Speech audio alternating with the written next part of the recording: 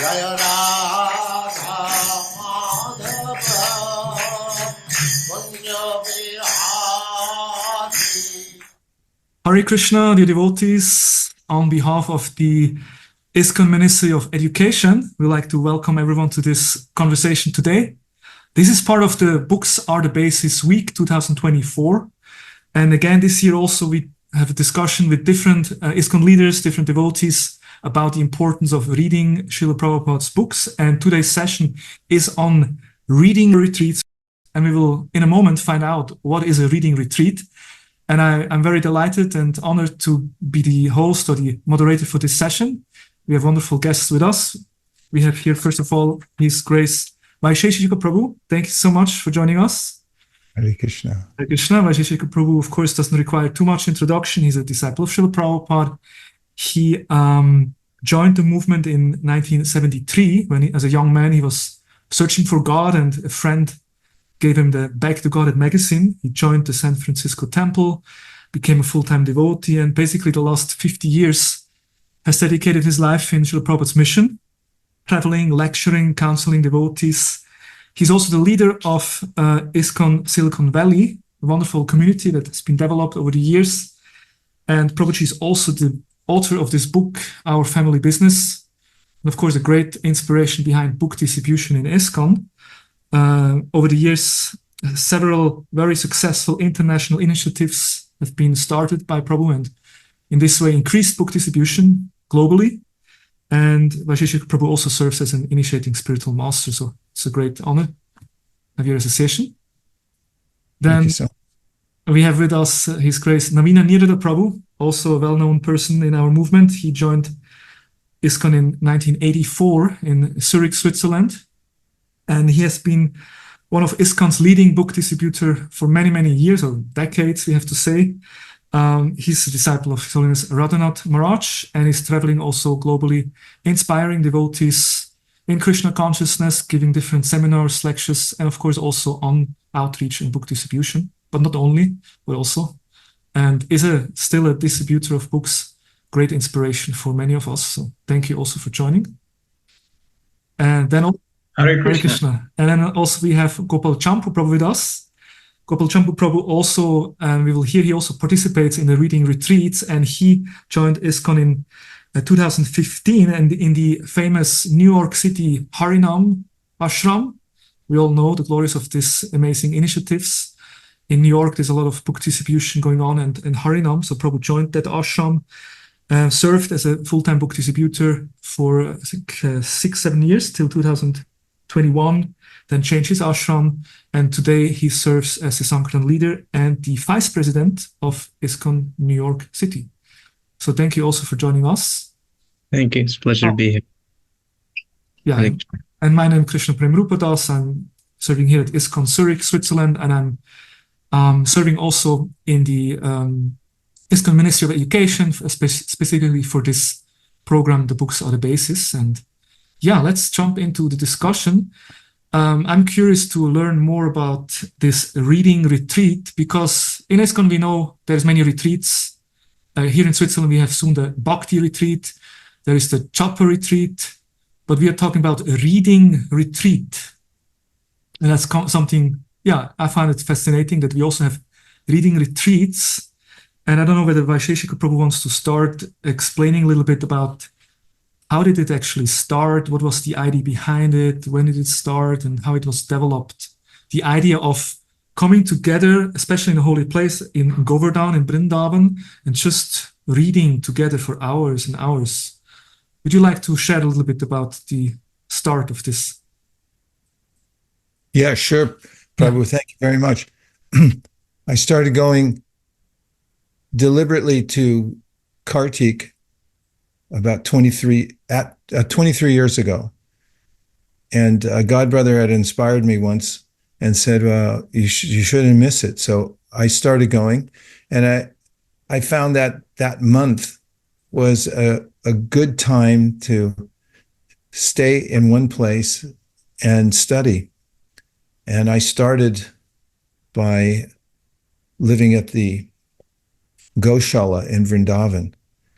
And I would just spend the day hearing and chanting. And then a friend of mine invited me to come out to Govardhan. And we used to have an informal meeting on the roof. And some devotees would come, just a few. It was outside, so it was a little noisy. And of course, we were subjected to the weather. And as we continued to just spend time hearing from Prabhupada's books on the roof, it got a little more formalized because devotees realized that we were doing it every year. It happened for a few years in a row. And then the proprietor of the Govardhan ashram invited us to come down into a room. And he gave me a room to conduct the hearing and chanting in. And from there it grew so that it took more form and shape, a regulated schedule, and it's grown over the years so that now devotees from various places come, and we've expanded the scope of it so that in the courtyard outside of the room, we have speaker systems and a television so people can see the reading going on inside. And we also, as we've done for a while, we broadcast it. The reading takes place 2.5 hours in the morning and 2.5 hours after lunch. And then the rest of the time, the devotees who are there, who come specifically for the retreat, stay in the ashram, and we hear and chant together at the morning program, and then for Damodar Ashtakam. And some devotees live outside and then just come for the retreat. That's the thumbnail sketch of what it is. Okay, so that means serious 5 hours of reading together daily. That's right. Yeah, and it kind of just naturally grew over the years. Yeah. Yes. Yeah. Thank you. Navina Nirada Prabhu, how did you join this reading club? Or when did you start the first time joining this retreat? I don't recall the exact year when I started participating, but as we all know, life can get a little crazy, even as aspiring devotees, especially if you're a preacher, a book distributor, or a leader. Then there's a lot on your plate, and sometimes our personal sadhana, especially study, and taking association, taking guidance from senior devotees may not be at the optimum level. So when I heard about this and I visited, I decided that I want to be part of this. This is very good association, and yeah, since then I think I haven't missed a year. I can't always participate in the full schedule because I was taking courses in Mayapur, which start like at the later part of Kartik, but I try to put in as much of that reading retreat as I possibly can, and it's been very, very beneficial. We also do parikrams in the morning. There's full morning program. Different devotees give class, and there's a lot of time for association and just absorbing the spiritual sound vibration. So I'm looking forward to this occasion every year, because during the year we're very busy with our own services. Sometimes for those of us who are traveling preachers, we have to give a lot of talks. It's not always easy to take association and to hear classes. So this gives a very good opportunity to just fully soak in the transcendental nectar of Srila Prabhupada's teachings. Yeah. And it takes place the whole month of Kartik, or what is the... Yeah, it's the whole month. Yes, generally that's the schedule, with a few minor exceptions. Sometimes lately I've been invited to do a little parikram activity the first few days of Kartik, and then we come. But we generally dedicate anywhere from 25 days to 30 days or more just for the everyday reading. Wow. So 25 days or more every day, 5 hours. I mean, that's quite an... Yeah. Yeah, that's a serious commitment also. Gopal Champu Prabhu, you like to share your experiences? When did you join the first time this retreat? Or Yeah, so for me, I had seen the retreat for the first time online, and my love of Prabhupada's books started from my beginning of Krishna Consciousness, where I received the Bhagavad Gita, and then my Guru Maharaj, His Grace Vaisesika Prabhu, he gave me an instruction that I focus on. One of the important missions in my life was to read Prabhupada's books thoroughly and repeatedly. Oh. And so when I found out about this retreat, I thought I have to go there. And so in 2017 was the first year that I attended. And it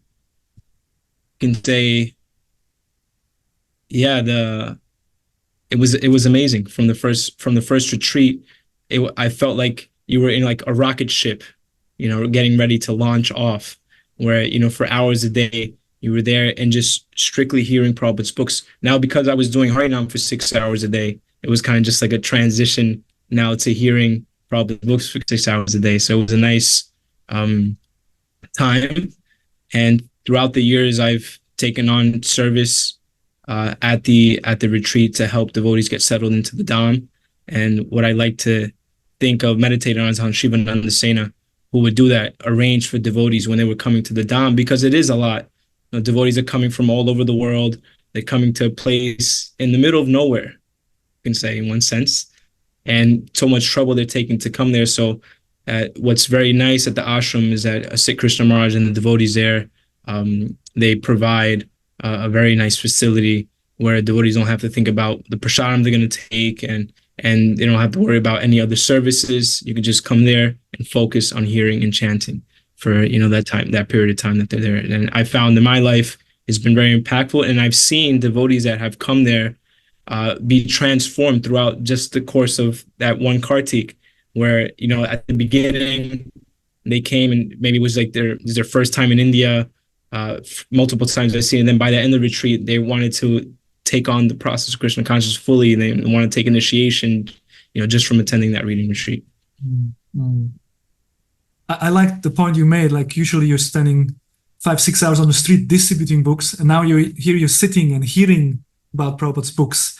So, and I see that also with with Vaisesika Prabhu and Navina Nirada Prabhu, both very stalwart book distributor, but at the same time very much emphasizing the importance of strong sadhana also, right? Mm-hmm. And yes. I think that connection is very important in sense of, if you want to distribute books, you should also have a strong sadhana. Maybe Vaisesika Prabhu, you like to share something on this, in the sense of what is the importance of devotees immersing themselves for so many hours, so many days? I guess the idea is to really give them an experience of having a strong sadhana, right? Which they can take back then to their places.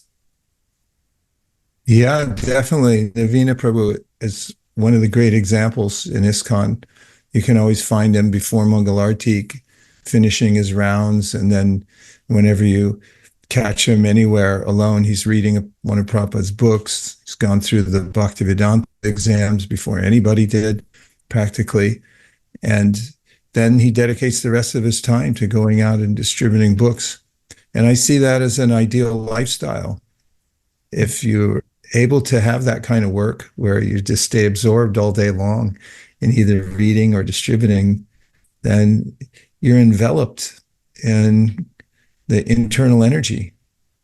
And it's something that Prabhupada encouraged me early on, around 1974 in San Francisco, when a group of us met Srila Prabhupada in his room.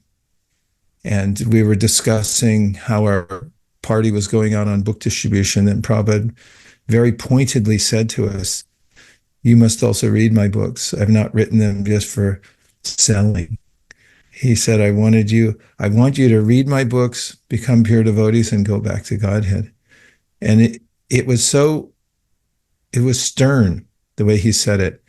So it went right to our hearts that's what he wanted us to do. So I've always considered it to be a very bona fide type of sadhana. Sometimes there's a sense of, well, class was already done. It was 45 minutes. But how much do you get to actually hear? everything's good. Every class is excellent. Even if it's a 5-minute class, it has a great impact when you're doing focused hearing in the Association of Devotees. But then I also got the idea of when Prabhupada said, I want you to read all my books, that, it could take a few lifetimes if you do 5 minutes or 45 minutes a day to read Prabhupada's books. But what if you tried to read all of them in a scheduled way? And part of that is just getting used to reading and hearing for a longer period of time. I've found it extremely helpful to spend time exclusively just for hearing Prabhupada's books. And I've never felt guilty about it because Prabhupada specifically said it so strongly, even during the era, 1970s and early 80s, when there was such a bent towards go out and work, more distribution. And I just had Prabhupada's admonition about you have to read my books in my ears and heart. So I knew that it was okay, and it was okay to take liberties and find time to read for longer periods of time. And nobody's ever tried to stop us from doing that because it's it's an unassailable activity. It's like, don't read so much. Like, sorry. Can't help you on that one. It's interesting because in the Japa retreats, we do similar thing. We have an experience of chanting more rounds, like a 64-round day, we chant 64 rounds. It's an amazing experience. And then when we go back in our day-to-day life, maybe our 16 rounds seems to be, it's more easier to do that. So I guess similarly, if you read a lot, then to read 20 minutes or half an hour a day, even in your busy schedule, should be possible. Yeah. True. True. Any thoughts from Navina Nirada or Gopal Champu on this point? Yeah, well, you can only give what you got. If we're not walking the talk, then actually we're hypocrites, because we're telling people this would be good for you, give you peace of mind, books and yoga meditation, teaches you how to get free from stress. But am I free from stress?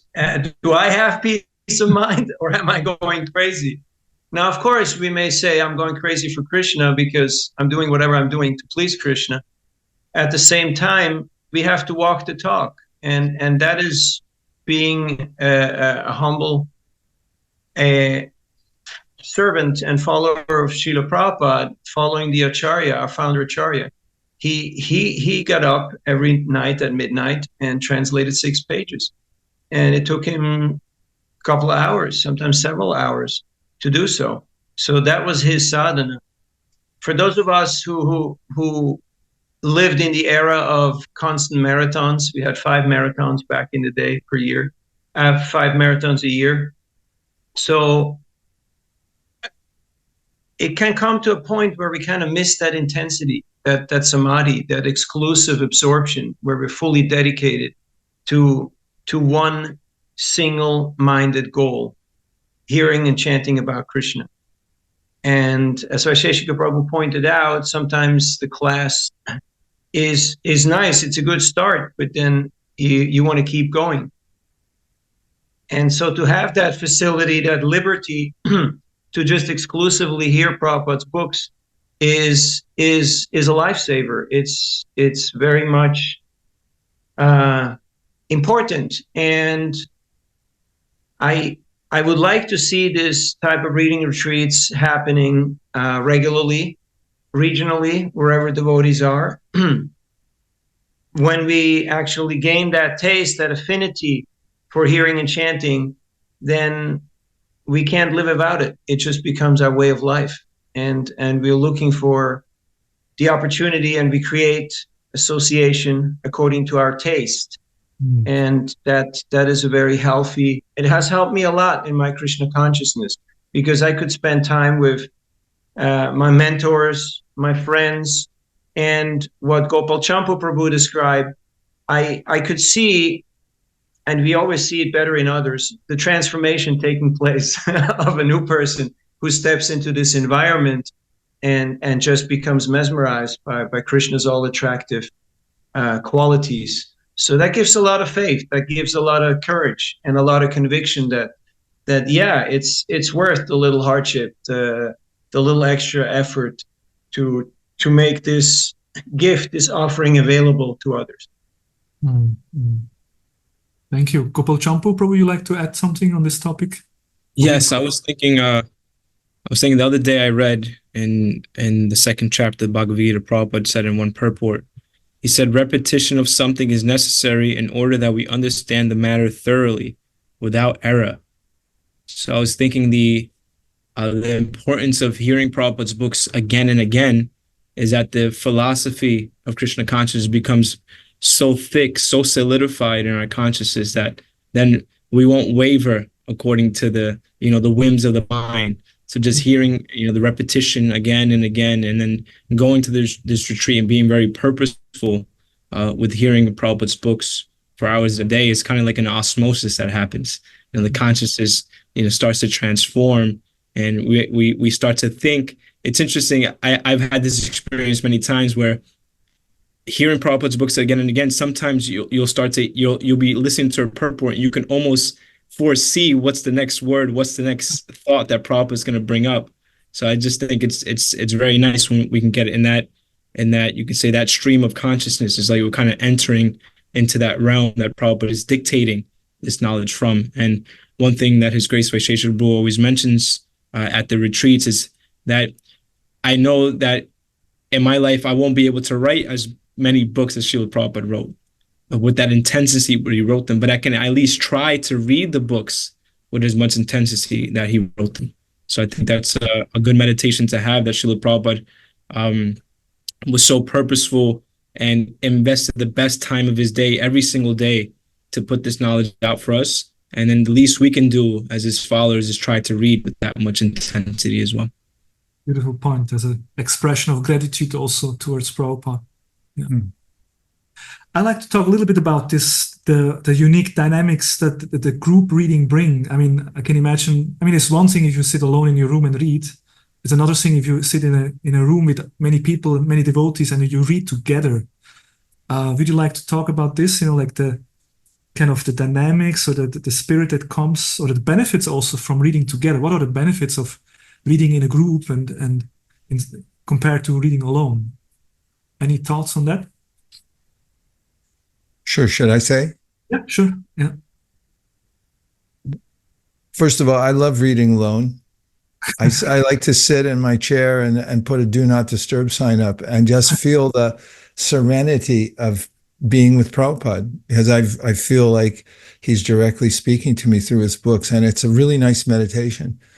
I also love reading in a group, and one of the benefits is that you get the collective realizations of the devotees there. And I've found it again and again that when I go into that group reading and we do pause for discussion, we're careful not to let it slide off into unlimited discussion, because oftentimes it goes off into many branched ideas.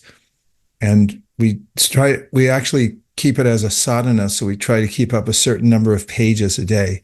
We have a set goal. We're going to finish, for instance, last year we did the whole fourth canto all the way through. So we know how many pages we have to read every day, but we do have discussion. And during that discussion, because devotees have unique realizations and they're also in practicing Krishna consciousness, so many times I've felt that from these discussions, I'm sustained throughout the year with the realizations I've gotten from other devotees.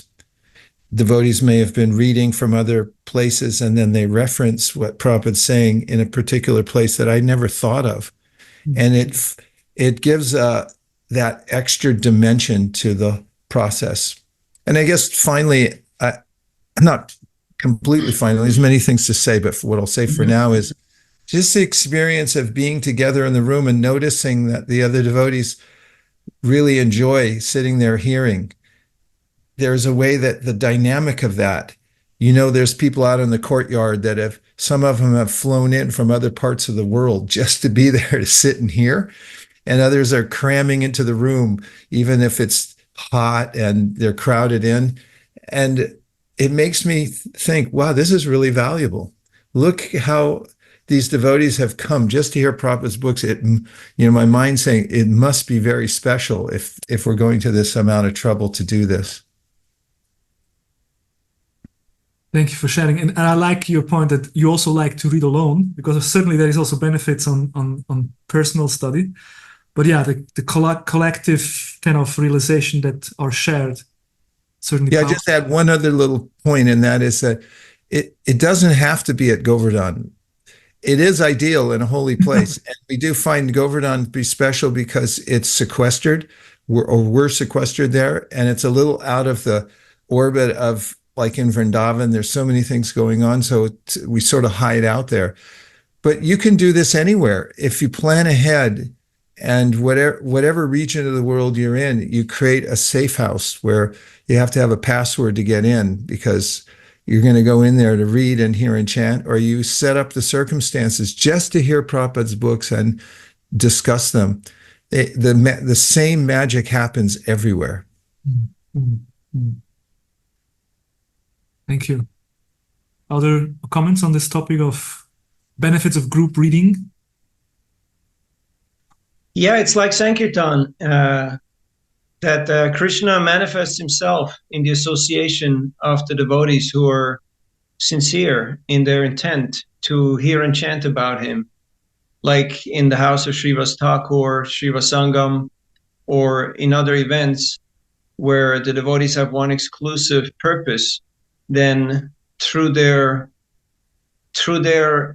dedication and their sincerity, they attract Krishna's presence. I've seen it happen inevitably every single time that we sit down and we get into the zone. And then, as it was mentioned, we can keep that momentum going throughout the year and want to experience that sacred space with just being exclusively with Prabhupada's teachings. I feel the 80-20 formula is really good, that we kind of keep in our forefront 80% hearing from the books and 20% sharing or discussion. I think it's a good formula, because when it goes the other way around, it can kind of go all over the place. And then sometimes the focus is a little bit blurred. So, and that also helps that there are senior devotees who keep it on track, who kind of guide the process. Shushu Shoshadanasya Vasudeva Kataruchi Syan Mahat Sevayavipra Punya Tirtani Sevana. So when we're giving our attention, our heart to this process of hearing about Krishna, because we understand that this is one of the 9 angas, Shravanam. This is the first of the devotional activities. So it's not a passive thing. And that Krishna gives a lot of realization. There's a lot of realization and a lot of taste. And that's just something that stays with us, that we want to experience every day of our lives. That should be the goal of the retreat. So now, whether I'm in Trinidad at the moment or wherever it might be, Timbuktu, I want to be in that spirit, in that mood, in that mindset. So, and I know it's available if I pick up one of Prabhupada's books and I just immerse myself in it. And then naturally the conclusion will be, well, how can I share this taste with others? How can I communicate this to others by giving them books, by giving them a little bit of my time and my attention? How can I be part of Prabhupada's meditation? Because that's just where I would like to be. Thank you. Powerful point. The more taste we develop ourselves, the more we develop a natural desire to share it with others. Yeah. One thing that I see that's very impactful, especially with the reading retreat in Govardhan, and again, as Navina Nirada Prabhu and Vaisesika Prabhu mentioned, can be done in other places, is especially when it's like you have the brand new bhakta and you have, the devotees who have been serving for 50 years, all in the same room. This goes to the group reading and relishing Prabhupada's books. It's like the experience I had was just observing, the devotees who have been reading Prabhupada's books for 3, 4, 5 decades, and how they're still relishing them, and how there's no end to it. So I think being in that environment and coming in the association of devotees that do have a taste for reading Prabhupada's books, it's a very powerful experience. And then we can carry that with us, and knowing that we have that available to us at any time. We have Prabhupada's books in our homes, and if you want to get transported to that, you could say, that realm, you can do it anytime. And I've, just so that's what that group reading really does. I feel that coming together with that intention to exclusively hear Prabhupada's books, you start to develop a taste and the relish, and because you see others also relishing it, so it just kind of rubs off on you. The nice point, as a young devotee, you see seniors, they have maybe read the Bhagavad Gita, I don't know, 100 times, but they're still relishing, like the Gita. And of course, the more we advance, the more we enter or get a chance to realize deeper aspects of Prabhupada's teachings. Nice point.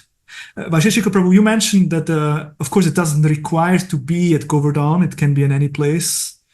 Of course, the holy place, I'm sure the holy place, there is a certain dynamic to be in a holy place. Wouldn't you say that reading with devotees at a holy place gives a special mercy will be there if you do it in a holy place? What I'd say is any place where you deliberately read Prabhupada's books becomes a holy place. Okay. And I do believe in living in a holy place. It's one of the 5 angas, and there's no question, and especially Govardhan, it's so sweet there.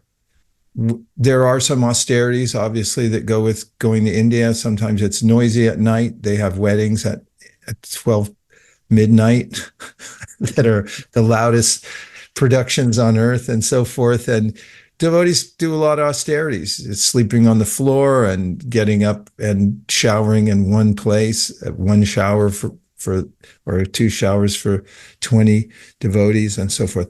But yeah, I think it's really important. But I've felt also in other places where we've very deliberately created a space where we're going to read and there's no distraction to it, that it's almost like a hologram, a spiritual hologram. Prabhupada appears there.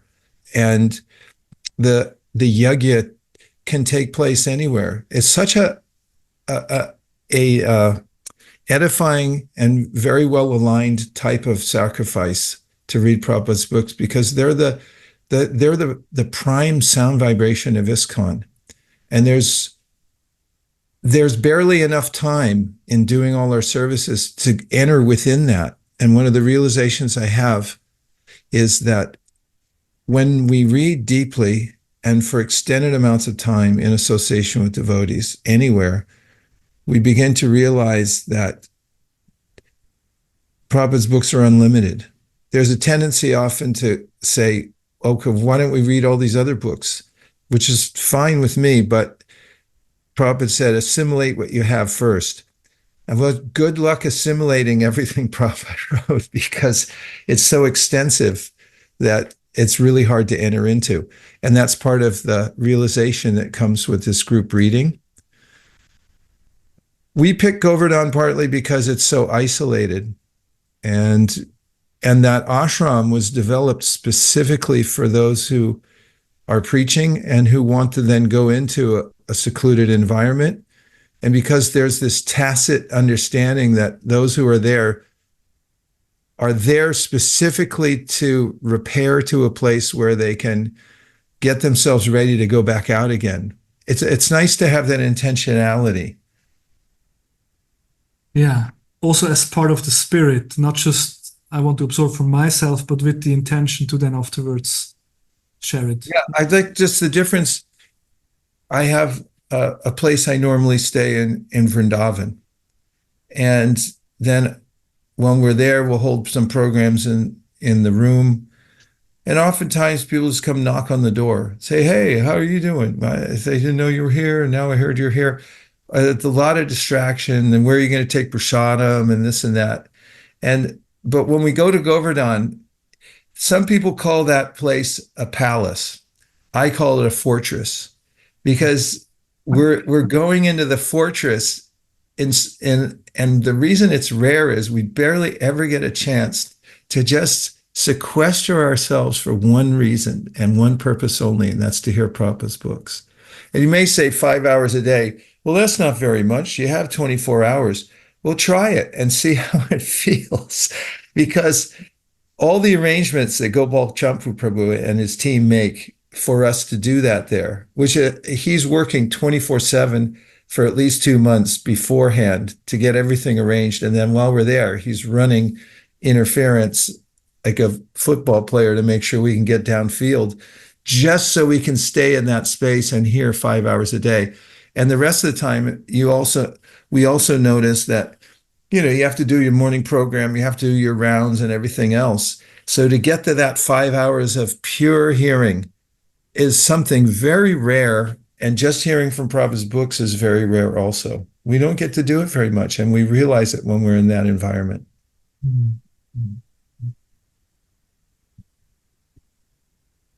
Now, maybe some devotees also experience some challenges while going through this, 25 days or more every day, 5 hours reading. Do you sometimes experience? I mean, sometimes people come out there and they'll come and sit in the room, and after half a session, they leave. They go, if you're not, it's an acquired taste, really, because it's so intense, really, just sitting there reading Prabhupada's books. You do have to develop a taste for it. And I've seen it, people come and they like, is this all you do all day? Is this going to be what the whole thing is? And then they just don't show up for the rest of the thing. Some people come out, say, yeah, I'll come, and then an hour, 2 hours, and then they're gone. Because, it could be like that too. Any other? Well, it's kind of like sweet surrender, You just have to take the plunge.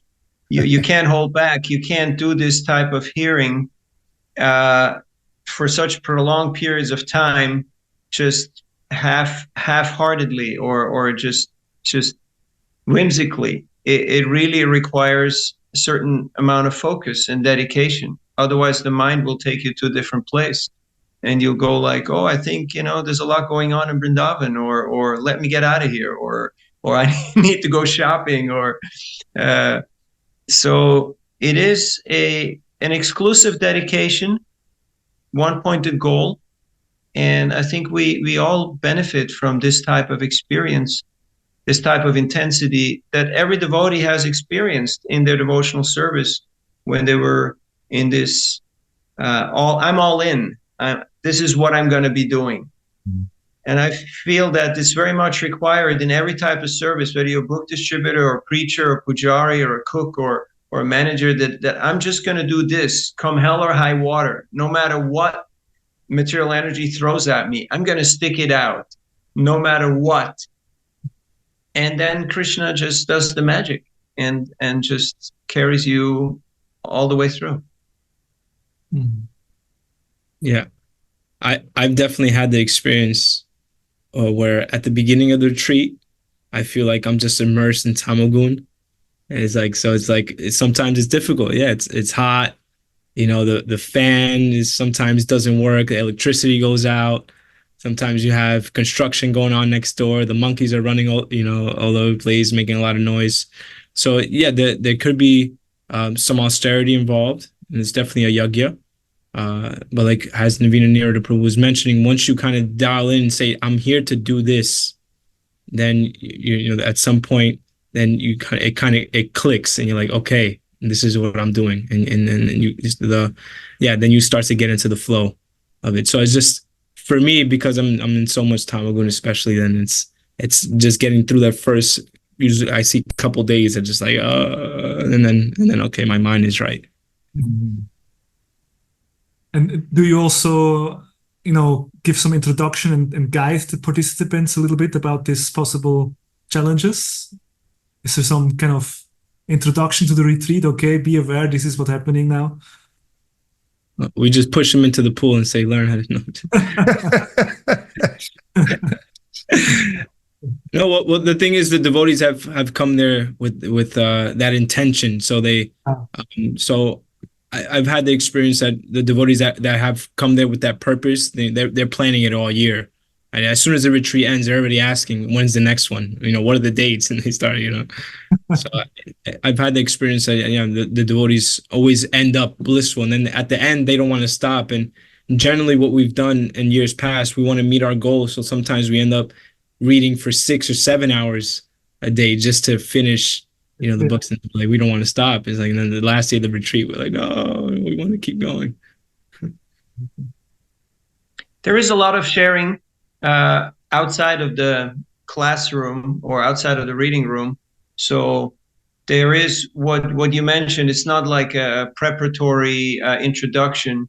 It's more like an ongoing sadhu sangha, where through the 6 kind of loving exchanges, one is sharing one's heart, one is taking counsel, one is receiving prasadam, one is serving prasadam, one is receiving and giving gifts. So that just creates such a welcoming, such a soothing atmosphere that even a newcomer who is not up to speed, you could say, they get really thrown in the deep end sometimes.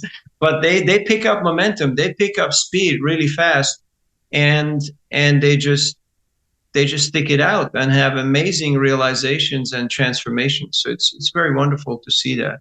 So I don't think you can really prepare anyone for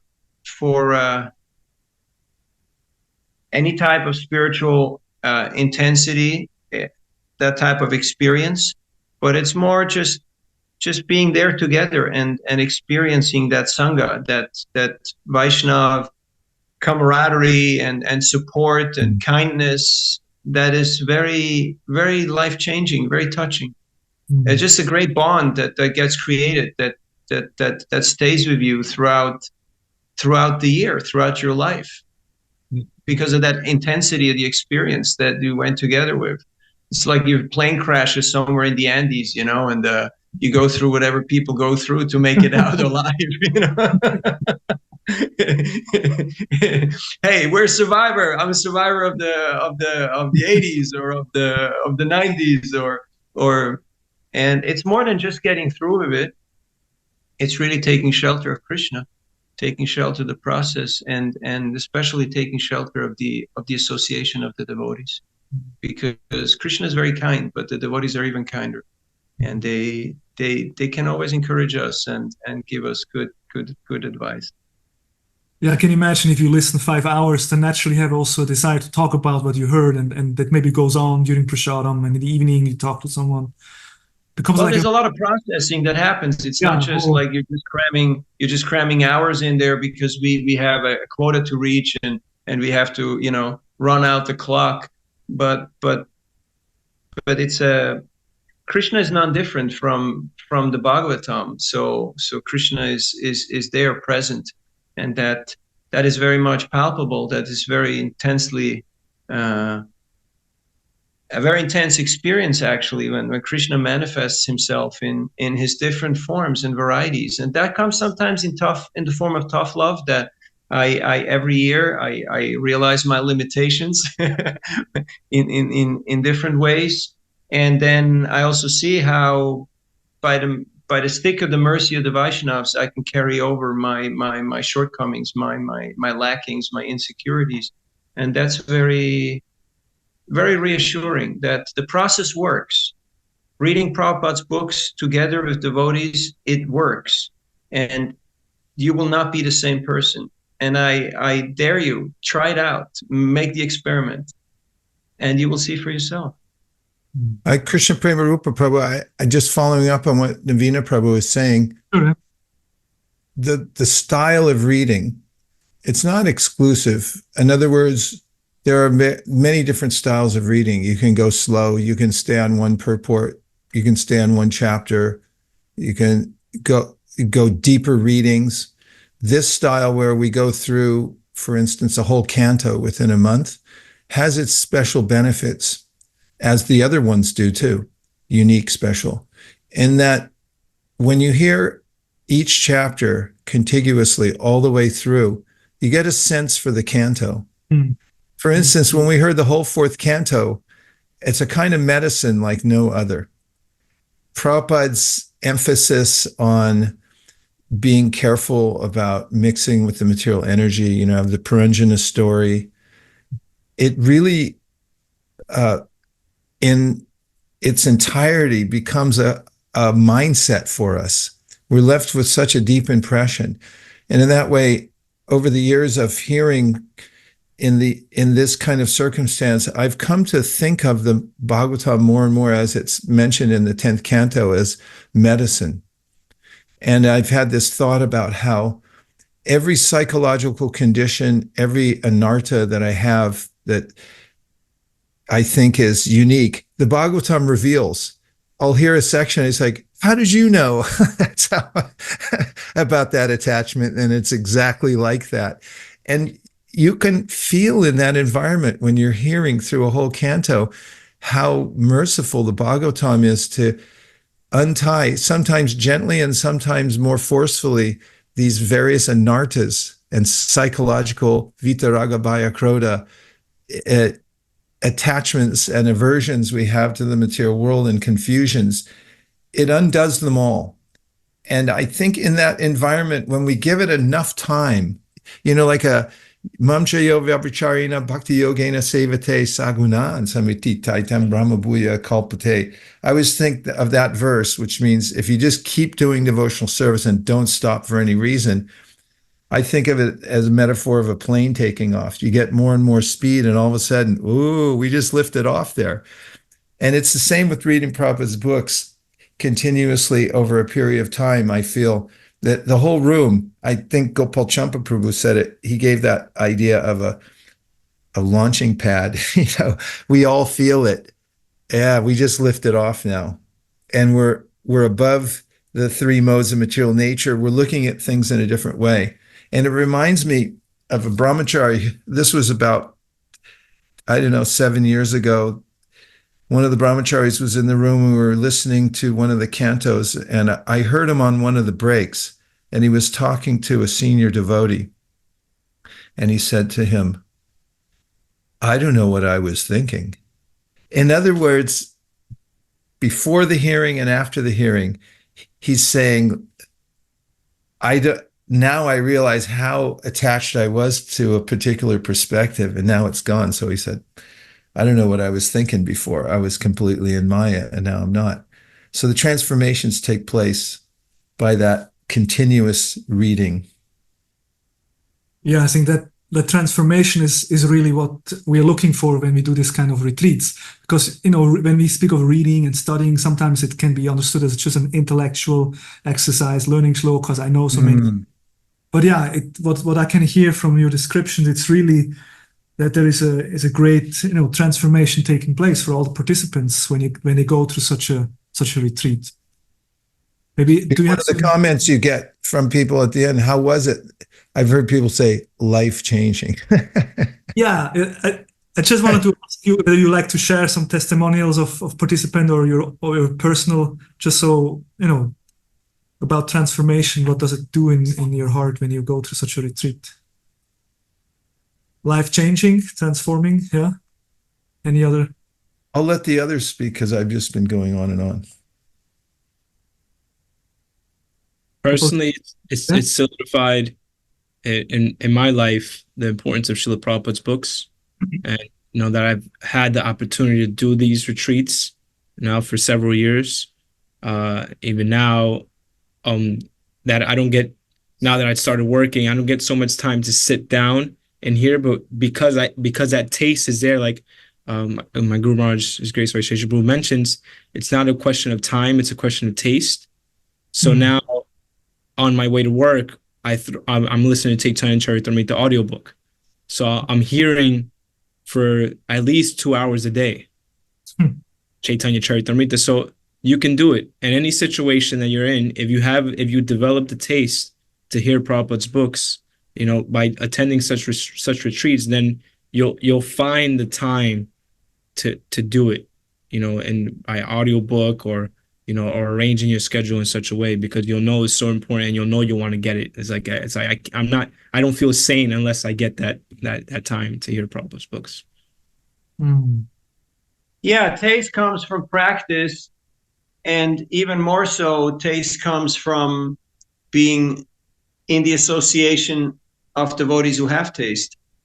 Because just mechanically going through a formulaic exercise doesn't do it, because it's not a mechanical process. It really depends on realization. It depends on that inner alignment, and that rubs off inevitably from the devotees who have that taste. And also Krishna, he's very responsive. He responds to our prayers and to our desperation that I need this, I want this. This is really what I'm here for. This is what brought me to Krishna consciousness. This is what kept me in Krishna consciousness. And this is what pushes me forward in my life. I think everyone deep down in their hearts is looking for that mission, for that sense of purpose, even if we might not want to admit it, because mission and has a lot of connotations nowadays, expectations, etc. But everyone is actually looking for purpose, not just, even more than taste, like something that gives me a sense of identity, a sense of who am I, and what's my actual purpose in this world is to hear and chant about Krishna and tell others about Krishna. And that's Lord Chaitanya's formula: chant Hare Krishna and teach others how to chant Hare Krishna. That's what he exemplified in his own life, and what Srila Prabhupada gave us. That's why he created this ISKCON movement. So we have this opportunity to hear and chant and tell others about Krishna. And I feel very blessed. I feel very fortunate. Thank you. I think it's a very wonderful. Yeah, I just want to add two very specific points, because I like getting specific.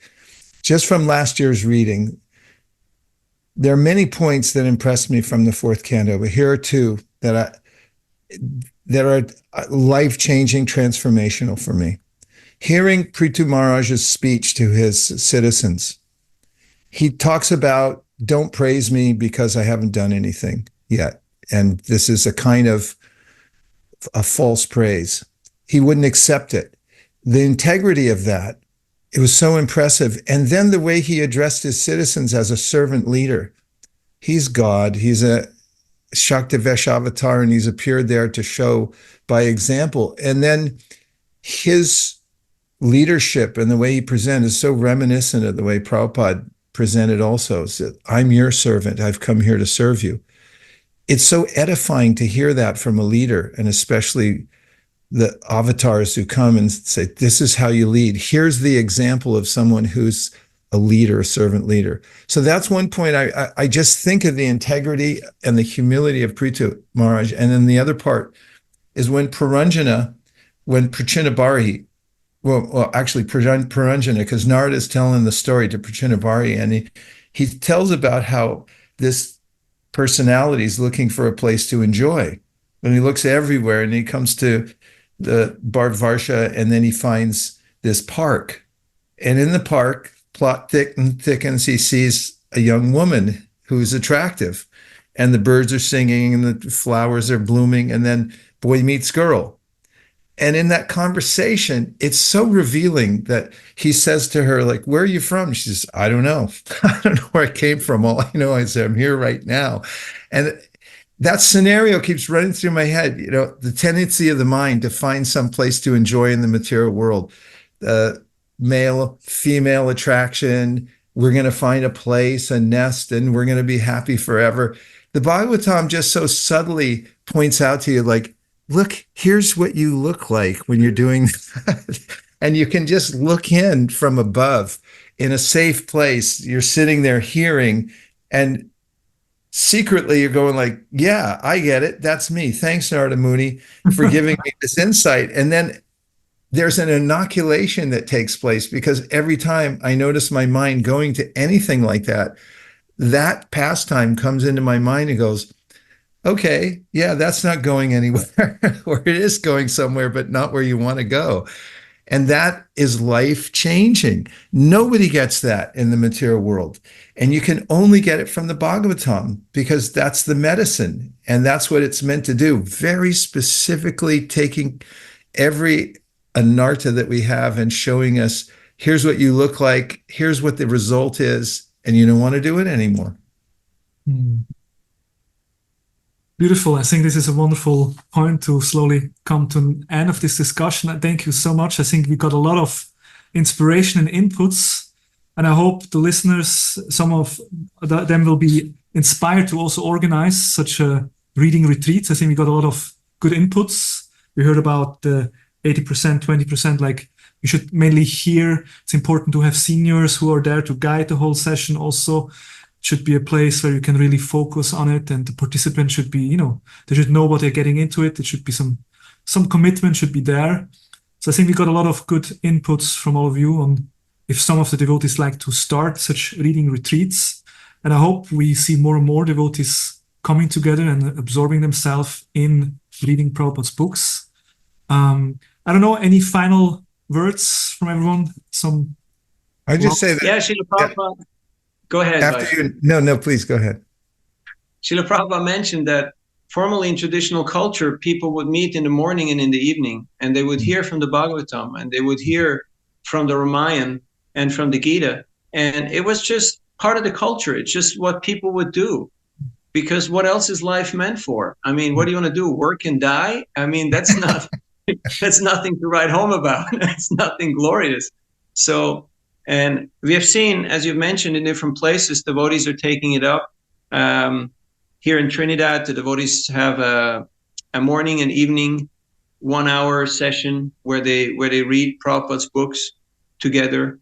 And this can grow exponentially. This can, of course, ideal is if you have the chance to be in person and to experience that association, it's life-changing. There is nothing less than that. I don't want it to sound cliche, but I can honestly admit it changed my life because there's a lot of curveballs. I mean, Kali Yuga, it's a rocky road. There are a lot of bumps, and then to take full shelter of that boat of the instructions of Srila Prabhupada is just such a solace. It's just such a guiding light, such a beacon that there's nothing that compares to it. And I think taste is really what we're all looking for.